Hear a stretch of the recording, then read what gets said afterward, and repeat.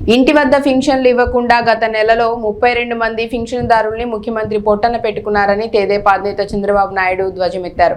రాజకీయ పిచ్చితో పేదల ప్రాణాలతో చెలగాటమాడొద్దని హితవు పలికారు. ఇలా ప్రాణాలు పోగొట్టుకున్న వారి ఆత్మలు ముఖ్యమంత్రిని భూస్థాపితం చేస్తాయని హెచ్చరించారు. ఆదివారం ఆయన కర్నూలు జిల్లా మంత్రాలయం నియోజకవర్గంలోని కౌతాళం, కోడుమూరు నియోజకవర్గంలోని గూడూర్లలో నిర్వహించిన ప్రజాగళం బహిరంగ సభల్లో మాట్లాడారు. పింఛన్లను లబ్ధిదారుల ఇంటికి తీసుకువెళ్లి అందించాలని అన్నారు. 200 పింఛన్ను 2000కు పెంచింది తానేనని అన్నారు. తెదేపా అధికారంలోకి రాగానే పింఛన్ను 4000కు పెంచుతామని, పెంచిన మొత్తాన్ని ఏప్రిల్ నెల నుంచి ఇస్తామని పునరుద్ఘాటించారు.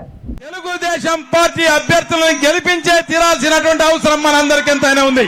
నది పక్కనే ఉంది, తాగడానికి గుక్కడి నీళ్లు లేవు, వ్యవసాయానికి నీళ్లు లేవు. మిరప పంట వేసినాం, ఎకరాకి 1,00,000 ఖర్చు పెట్టినాం, దిగుబడి 30,000 రాలేదు. పత్తి వేసినాం, పత్తి పంట వచ్చింది, రేటు రాలేదు. తుంగభద్ర ఎల్ఎల్సి కాలువలో నీళ్లున్నాయి, మా పొలాలకి నీళ్లు రాలేదు.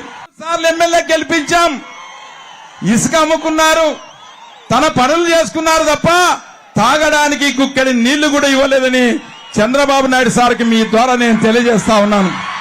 2014-19లో ఎన్నో పనులు మనం చేశాం. తెలుగుదేశం చంద్రబాబు సార్ని పట్టుకొని కుమ్మనూరు క్యాంప్ లిఫ్ట్ ఇరిగేషన్ ఇచ్చాం. చంద్రబాబు నాయుడు గారు ఉరుకుందీరన స్వామి గోపురానికి కట్టించి డబ్బులు ఇచ్చాడు. ఇక్కడ కాదరలింగ స్వామి డెవలప్ అయ్యేదానికి R&B రోడ్డుకి 14 కోట్ల రూపాయలు ఇచ్చారు.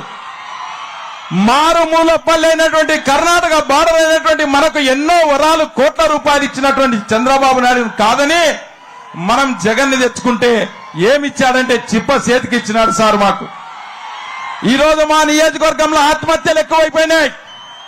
కరువు అల్లాడి మేము పొట్ట చేత పట్టుకొని మేము బతికేదానికి పోతున్నాం సార్. కాబట్టి మాకు ఖచ్చితంగా ప్రజలందరికీ చెప్తున్నాం, తెలుగుదేశం పార్టీ చంద్రబాబును ముఖ్యమంత్రిని చేసుకోవాలి కాబట్టి 2 గుర్తులు సైకిల్ కి ఓటేయాలని గెలిపిస్తున్నాం.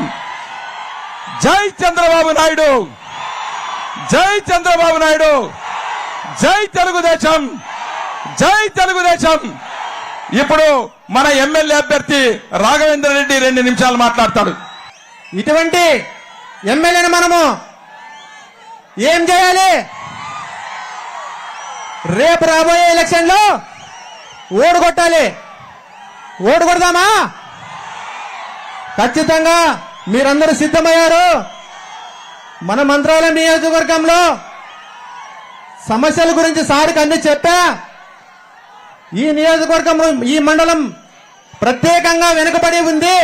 అందువల్లనే ఖచ్చితంగా ఈ మండలంలోనే సారు చూడాలనే ఉద్దేశంతో నేను సార్ని ఇక్కడి దాకా తెప్పించుకున్నా.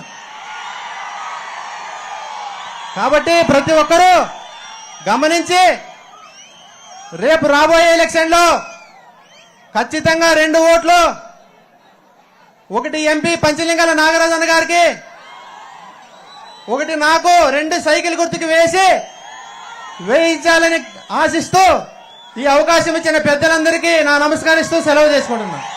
తెలుగుదేశం పార్టీ స్థాపించినటువంటి నటరత్న నందమూరి తారక రామారావు గారి ఆశీస్సులతో నవ్యాంధ్ర విజనరీ అయినటువంటి విద్యార్థుల యొక్క ఆశాజ్యోతి అయినటువంటి మహిళల యొక్క డ్వాక్రా సంఘాలు స్థాపించి మహిళా అభ్యున్నతి పాటుపడినటువంటి మహిళా పక్షపాత అయినటువంటి శ్రీ గౌరవనీయులైన మాజీ ముఖ్యమంత్రి అయినటువంటి శ్రీ నారా చంద్రబాబు నాయుడు గారికి ఈ కవితాలం సభ సాక్షిగా పాదాభివందనం చేస్తున్నాను.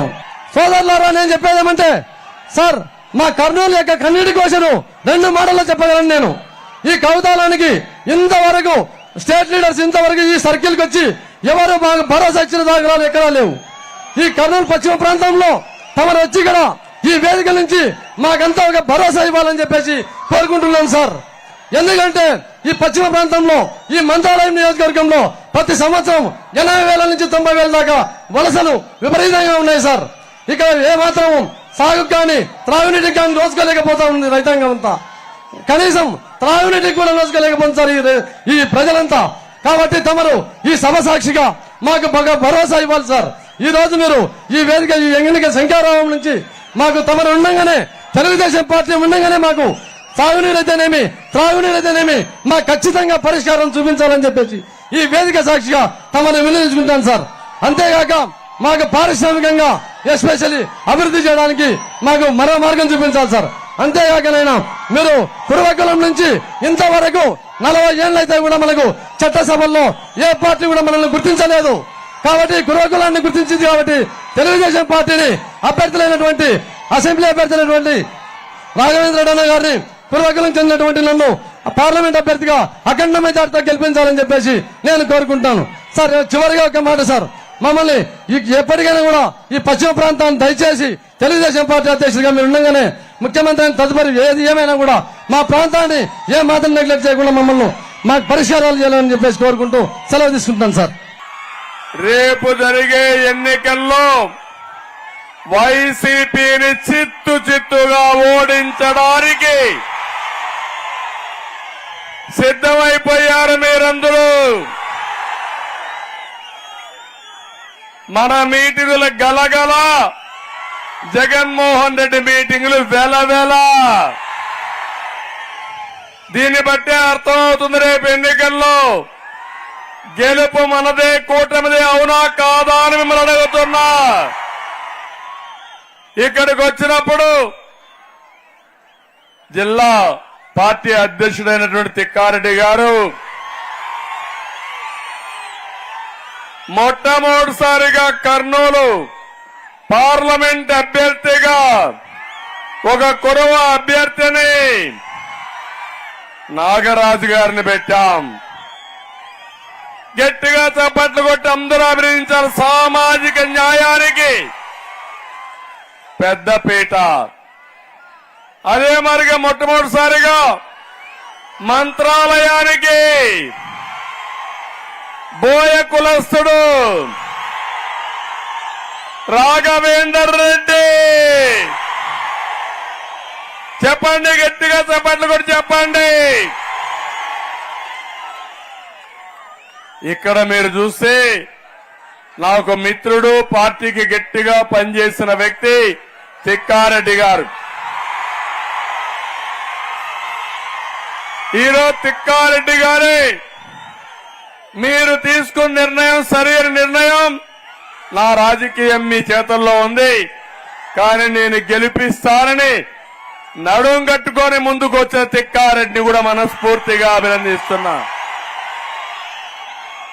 తమలో ఒక్కసారి మీరు ఆలోచించండి.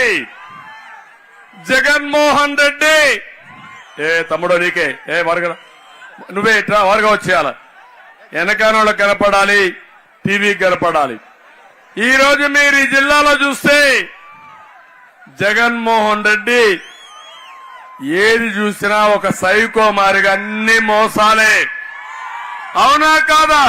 మన సామాజిక న్యాయం మీరు చూస్తే పార్లమెంటుకి కొరబ అభ్యర్థి నాగరాజుకి ఇచ్చాం. బోయ అభ్యర్థుల్ని ఎక్కువ జనాభా ఈ నియోజకవర్గంలో ఉంది, అందుకే ఇక్కడ రాఘవేందర్ రెడ్డికి ఇచ్చాం. ఆదోని ఎవరైతే డెంటల్ పార్సారథికి ఇచ్చాం.